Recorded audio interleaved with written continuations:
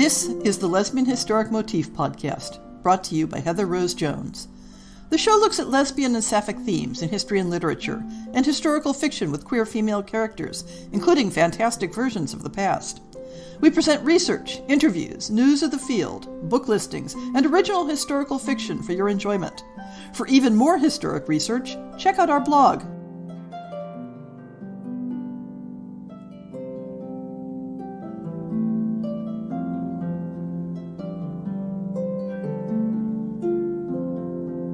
This podcast has always had two parallel purposes: to talk about historic people, ideas, and literature relevant to women who loved women in a wide variety of interpretations, but also to talk about how to adapt and use that information when writing historical fiction today. When focusing on the first purpose, I put a lot of effort into presenting the information in its own context, to make clear distinctions between modern identities and categories and how people in history understood their own lives and those of their contemporaries. But as I move into focusing more on the second purpose, on bridging the divide between the reception of history and the production of fiction, that distinction will be more blurred. Every author will need to make their own choices about what balance of history and invention to use, what language to employ for their characters' thoughts and experiences, how to translate their historic setting to make it appeal to their readers. I certainly have my own strong opinions on some of these issues, but my purpose here is to spark ideas and make connections, maybe connections that wouldn't have occurred to you before. In looking at characters and themes in historic literature that can help ground a fictional character, I'm not prescribing a particular understanding of sexuality in the historic sources. And, as always, when I use the shorthand of talking about lesbian characters, it isn't meant to exclude the possibility that the same sources can inspire characters that offer connection and reflection to readers who use other words. Think of these types of podcast episodes as a grocery store. I'm offering ingredients, but you can choose the recipe. The novel, defined as a long work of narrative fiction, typically in prose, has a somewhat disputed history, perhaps rooted as early as the beginning of the Common Era, depending on exact definitions. But there's a fair amount of agreement that the novel in Europe found its stride in the 18th century, braided together from strands that included romances, philosophical explorations, thinly disguised political satires, and picaresque adventures. This century saw the rise of the sentimental novel, which explored the inner emotional lives of its characters. In the later 18th century, we begin to see a strain of the domestic moral novel, intended to counter the perception that genre fiction carries to this day, that reading novels was hazardous to the morals. In addition to this coalescence of genres and motifs, the 18th century was a time when printing technology and rising popular literacy meant that recreational reading expanded outside the educated upper classes and became a popular leisure activity at all levels of society. Women were a prime market for novels, and considered particularly susceptible to the moral hazards of reading them. But the rise of the novel also offered women two opportunities that had previously been difficult to access. Writing novels gave educated women an opportunity to earn a living in an era when middle and upper-class women had few respectable opportunities for independence. And novels were a context for exploring and expressing ideas about human nature and social relations, for critiquing the status quo and imagining other possibilities, for describing and challenging some of the realities of women's lives that lay beneath the illusion of benevolent patriarchalism. And novels were a place where authors of all backgrounds could hint at and explore modes of sexuality and identity outside normative paradigms, whether as utopian ideals, or as dangerous transgressions, or as satirical entertainments. Fiction of the 18th century will not reflect the candid, self-conscious internal realities of the lives of women who loved women.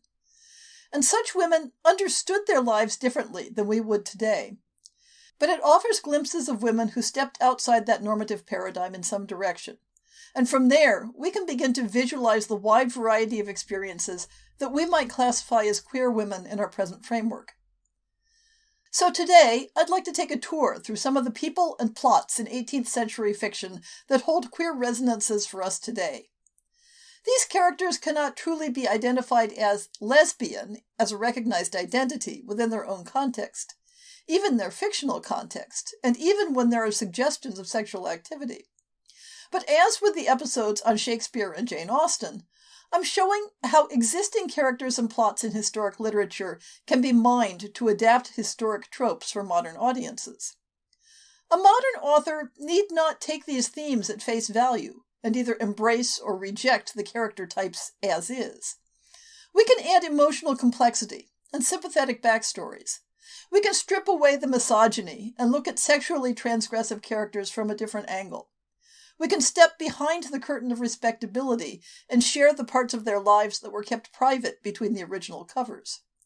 And we can do all that without forcing our historic characters into modern molds. To make sense of the wealth of 18th century literature, I've organized this tour according to several general types of characters depicted in the works. The first character type is the libertine, the woman who unashamedly enjoys sexual encounters with other women. Okay, maybe sometimes she's expected to be a bit embarrassed by it, but it's a performative embarrassment, just a bit of plausible deniability, as it were. It's often a pansexual libertinism, though you get examples both of a strong preference for female partners and an attitude that women are just to make do when men aren't available. The libertine character may be a sex worker or a performing artist, which, in this era, were often conflated in the popular imagination. But she might also be a member of the aristocracy. One of the motifs that developed across the 18th century was an association of aristocrats with amoral behavior and sexual excess. To represent this theme, I've chosen novels of three types: satires, sexual initiations, and sex clubs.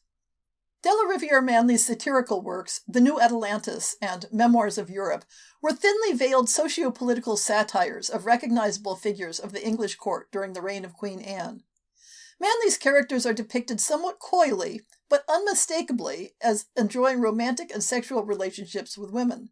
In some cases, their lesbian relationships exist alongside, or in active conflict with, their relations with men, complete with tales of stashing one lover or the other in a closet when the rival drops by unexpectedly. But the new cabal social circle described in The New Atlantis requires members to restrict themselves to same-sex relations, except by special dispensation. Manley's novels are concerned with women of the aristocracy, although some recognizable models fall more in the demi-monde of courtesans and actresses, though these were permeable categories in an era when eccentric noblemen sometimes married their less well-born mistresses. Because the sexual element in Manley's novels is overt, even if not necessarily explicit, they enable us to see how a homosexual relationship could hypothetically lie behind ordinary and socially acceptable friendships. Manley pokes fun at the superficial claims of these couples to avoid the company of men to protect their virtue, or that they are simply enjoying the pleasures of friendship in good company. Indeed, if you strip away the presupposition that a sexual relationship between women is inherently immoral, the ladies of the new cabal are simply engaging in the type of intense, sentimental, platonic friendships that were considered normal and expected for women of their time and station, even those that married men. As Manley writes of the cabal, quote, lamenting the custom of the world that has made it convenient, nay, almost indispensable for all ladies once to marry, they are required to reserve their heart, their tender amity for their fair friend, an article in this well-bred, wilfully indistinguishing age which the husband seems to be rarely solicitous of. End quote. Manley's cabal are an organized social circle of women with similar sexual tastes who support each other in their relationships, enjoying socializing together and carefully preserve the secrecy of the nature of their bonds. Gender role play is not a significant element of their identities, although one couple is noted as sometimes wearing male disguise to go out together to seek sexual adventures among the demi-monde. The default expectation is that members of the cabal are femme women partnered with other femme women. It is probably not entirely random that the libertine novels most sympathetic to the idea of women preferring women over men were written by a woman, despite the satirical intent. The motif of a same-sex sexual initiation in preparation for a career as a prostitute appears in a number of male-authored works, though, since female authors rarely touched explicitly on sexual activity in novels, the gender distinction is less meaningful than it might appear. Perhaps the most famous, or notorious, of these is John Cleland's Fanny Hill, Memoirs of a Woman of Pleasure. The novel follows the sexual adventures of a young woman fallen into desperation who, after a long career as a sex worker in various contexts, is reunited with her first lover and settles down to being a respectable wife and mother. The story is primarily an excuse for many and varied descriptions of sexual activity, most of it heterosexual, thinly coated with a moral about the triumph of true love. The lesbian episode is fleeting, at the very beginning of Fanny's career, when she is being initiated in sex by another sex worker prior to being introduced to male customers. Fanny herself is depicted as enjoying the encounter, but being eager to move on to the more solid food of heterosexual pleasure. But Phoebe, the woman who initiates her, is described as specifically enjoying the opportunity. It is, the book notes, quote, one of those arbitrary tastes for which there is no accounting, unquote.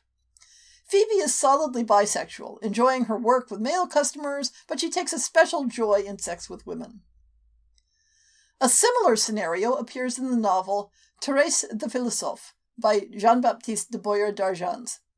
A young woman arrives in Paris with a, so far, theoretical erotic knowledge and falls in with an older woman who promises to set her up as a sex worker and takes her to bed as a prelude to this career. As with Fanny Hill, it is the more experienced woman who is depicted as being more inclined to lesbian sex, while also using it as a recruitment technique for heterosexual sex. While a character of this type might not feel very inspiring as a protagonist, what we see here is a depiction of sex workers as having experience in pleasuring women, and in some cases preferring women outside of their professional lives. Perhaps the ultimate libertine representation of lesbian sex originates in the novel L'espion anglois by Mathieu François Mayrobert, which seems to be the source of the motif of the Anandrine Society, a Parisian sex club for women who love women. I did an entire podcast on this topic if you want more details. Within a culture of secret societies, suspect political organizations, and rising interest in social equality, the fictional Anandrine Society promoted the idea that women's natural allies and partners were other women. Women may be recruited for membership because they catch the erotic interest of a member, but the society sees its goals as the development of these recruits on an educational, philosophical, and cultural level. The stated ideals include communal sharing of property, charity towards those less fortunate, and the cultivation of sophisticated manners and behavior. To be sure, the novel has a tinge of disbelieving satire in describing these ideals, and later fictional representation of the Anandrine Society offer a far more raunchy and less elevated image. But in employing the idea of the Anandrine Society in world-building your novel, it can be treated either as fact or as a mythic touchstone through which your characters can explore their sexuality. The simple fact that it existed as an idea tells us useful things about 18th century lesbian possibilities. The libertine view of sex did its best to be relatively non-judgmental. People were sexual beings, and one could indulge that nature or not as one chose. But society definitely made judgments about certain types of people and certain types of desires. And so we move on to the next general category relevant to lesbian plots, the sexual predator. The idea of the lesbian as a specific defining category was still in its infancy in this era, so there wasn't really a sense that a woman was inherently predatory simply due to being erotically attracted to women. Rather, there were other intersections that brought in the predator motif, with sex being the medium through which it was expressed. The 18th century novels I include in this category follow three general themes: power for its own sake, the lesbian as ally to a male seducer, and the mannish woman as predator. The novel Juliette by the Marquis de Sade might equally well fall into the libertine category. All the characters are sexually voracious and relatively indiscriminate in their tastes. Specific sexual acts are described purely for the purpose of shock and offense. The fact that the titular character focuses her attentions on other women is almost beside the point. There is perhaps a more coherent motivation behind the representation in Denis Diderot's La Religieuse, The Nun. This novel is part of a long tradition of anti-Catholic literature, which often picks up the theme that all female societies are inherently perverse and will naturally lead to lesbian relations. A young woman who is perhaps fatally naive about sexual relations becomes the erotic plaything of the abbess who takes advantage of her position of authority. Both of these novels depict relations that exist only for the gratification of the user. But in the second subgroup, the sexual exploitation, or threat thereof, is more a tool for the purpose of furthering the interests of a male character. Within the convoluted sexual intrigues of Pierre Chodelos de la Close's Dangerous Liaisons, the manipulative Marchioness de Merteuil idly speculates about seducing the innocent Cécile, who is the pawn at the core of her plans for revenge against a social rival. The Marchioness has no particular commitment to sapphic relationships, but is willing to use them to further her political ends. On a somewhat cruder level, in Samuel Richardson's Pamela, while the titular heroine is valiantly resisting the advances of her male employer, she must also contend with the more subtle attentions of his housekeeper, who is described as a lover of her own sex.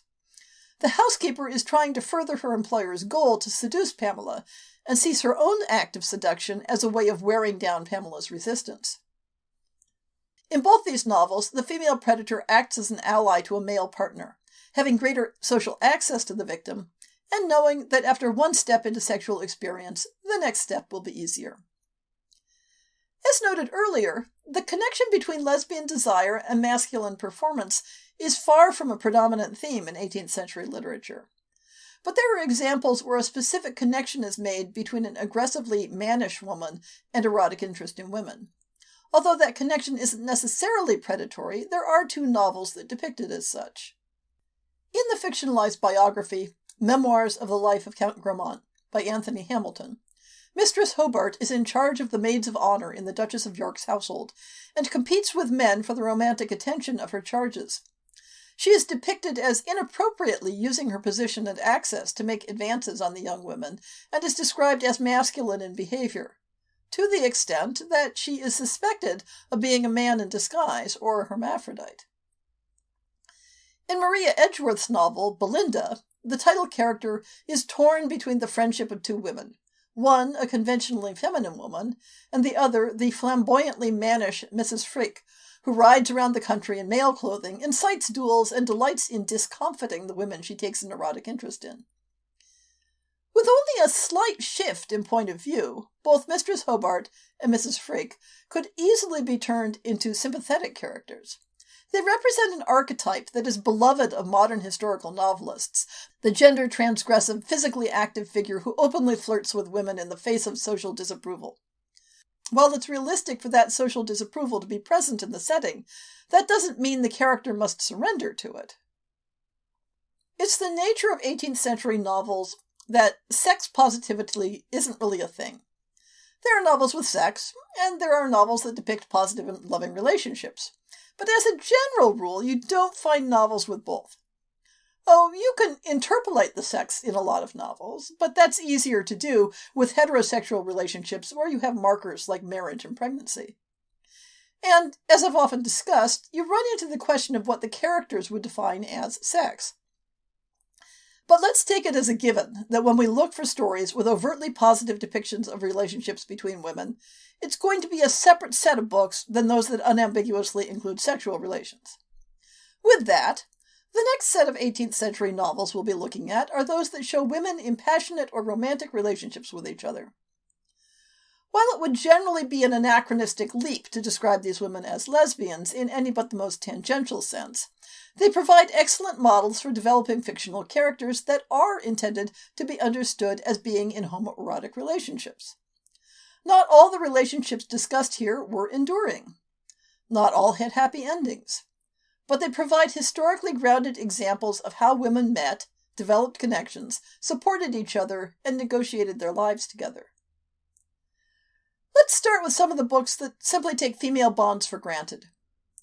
Someday, I should do an episode all about author Eliza Haywood, whose books focused on women's lives and situations. Haywood was a prolific author with over 70 works published during her lifetime across a variety of genres. In addition to being an author, she was also a playwright, an actress, and a publisher. Her early works were often angsty dramas of love and revenge. In her middle period, her work often had a feminist flavor, with her female protagonists in conflict with men. Later in her career, she seemed reconciled to treating marriage as an appropriate happy ending. But throughout her career, connections between women were a continuing theme, and she often focused on plots that offered women an alternative to the heteronormative paradigm. Let's take a very brief look at some of the characters and motifs in Heywood's work that are most relevant to the present topic. The History of Miss Betsy Thoughtless portrays erotic attraction between women, though it is not acted on. In The History of Jemmy and Jenny Jessamy, the character of Lady Fisk goes on a cross-dressed adventure in Covent Garden that ends in picking up a female prostitute, but also ends in Fisk being attacked when her sex is discovered. The British Recluse begins with a failed heterosexuality motif when the two protagonists are rejected by the same man.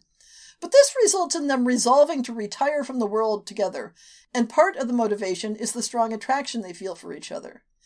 Eventually, they are divided when one accepts a marriage offer. However, the narrative itself concludes at the point when they have decided to live together, allowing the reader to imagine a different path. A similar retreat from an overt depiction of women's lives together occurs in The City Jilt, in which a jilted woman enlists her female friend's help for revenge against her former lover. After the success of this revenge, she, quote, gave over all designs on the men, publicly avowing her aversion to that sex, unquote, and planning to live with her female companion. Unfortunately, the companion had a prior heterosexual commitment, leaving their time together only a pleasurable interlude.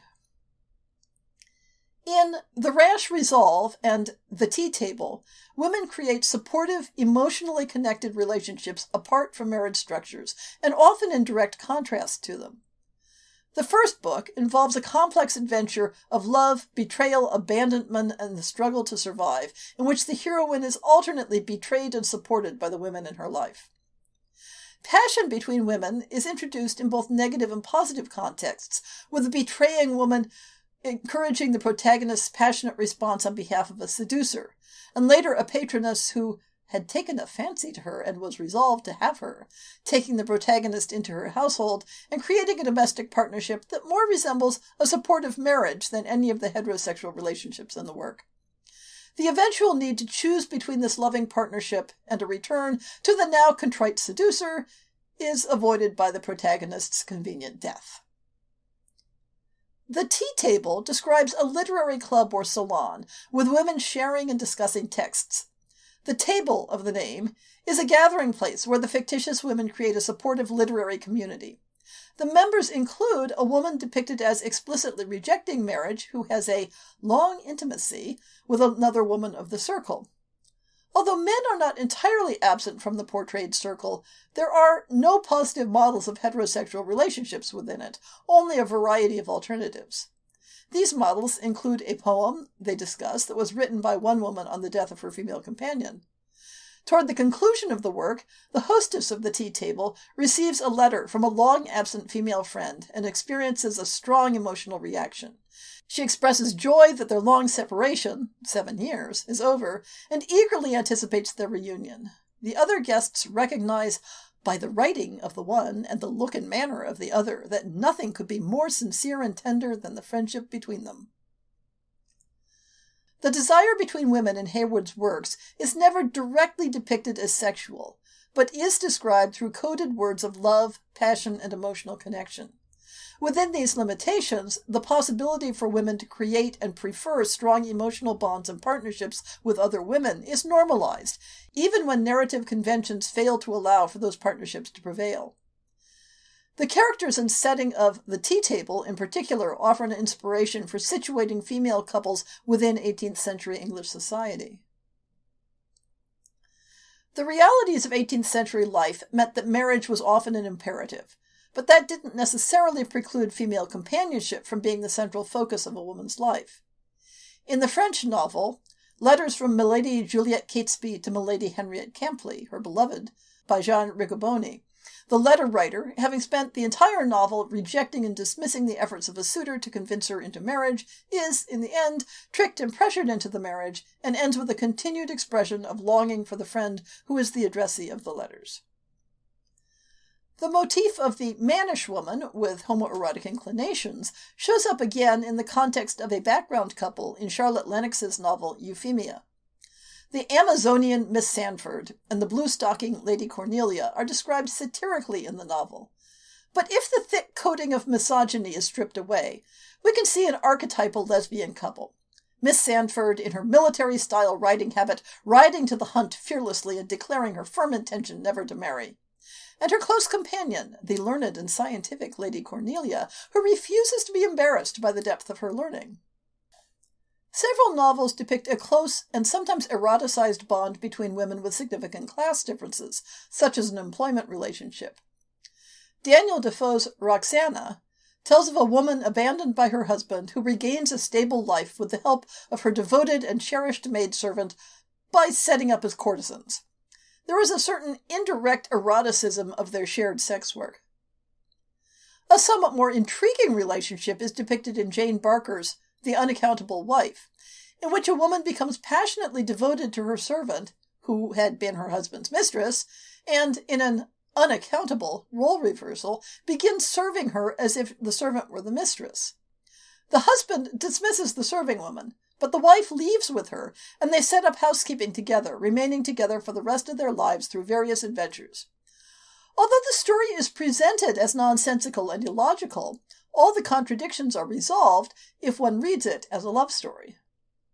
In all too many of the novels of female friendship, we endure endless pining with no happy resolution.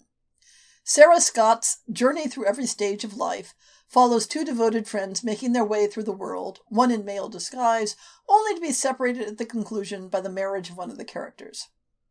In Samuel Richardson's Clarissa, the title character's male suitor works to separate his target from all her support structures, but especially from her friend Anna. And while Anna is willing to risk all to save her friend, Clarissa dithers and escapes the situation only via death.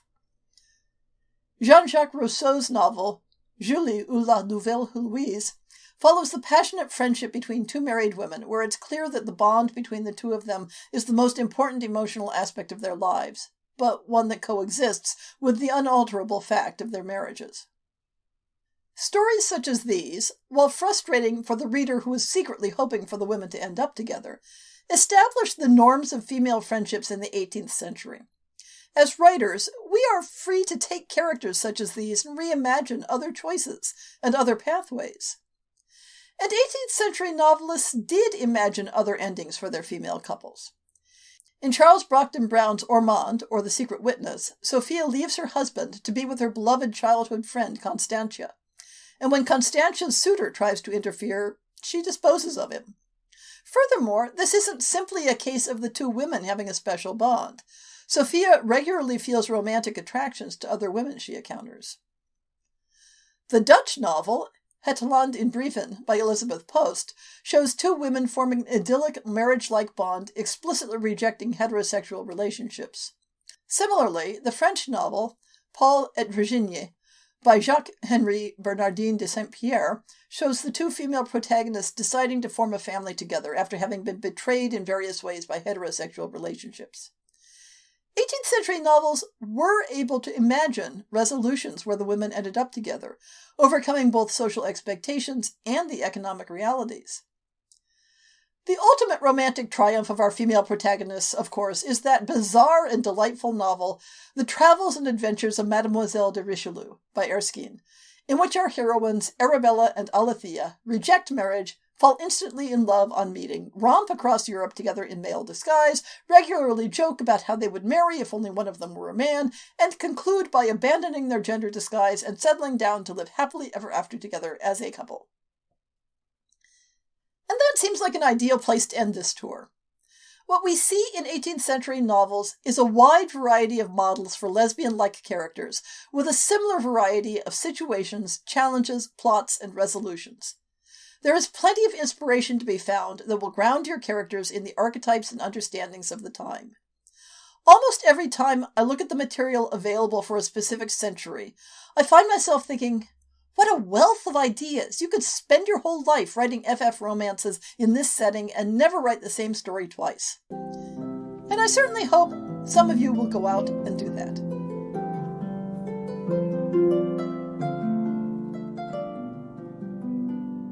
I hope you've enjoyed this episode of the Lesbian Historic Motif Podcast. See the show notes for links to people and topics. Most shows will have a transcript linked as well.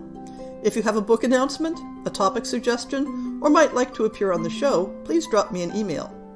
If you enjoyed this podcast, please rate it and subscribe on your favorite podcast app, and consider supporting our Patreon.